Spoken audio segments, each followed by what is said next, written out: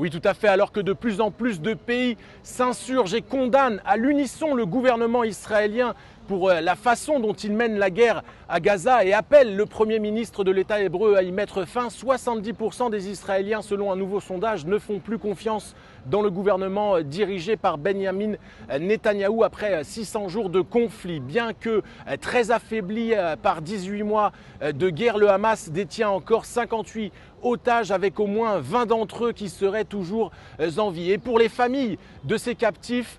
cette donnée constitue un échec terrible, comme pour une majorité d'Israéliens d'ailleurs, qui pointent du doigt le Premier ministre Benyamin Netanyahou, à qui il prête l'intention de vouloir continuer la guerre pour se maintenir au pouvoir plutôt que d'y mettre fin et de récupérer les otages restants. Pour ces Israéliens, le Premier ministre est aussi celui qui porte la responsabilité des failles sécuritaires qui ont entraîné les massacres commis par le Hamas en Israël le 7 octobre 2023, celui-ci refusant jusqu'à aujourd'hui de mettre en place une commission d'enquête indépendante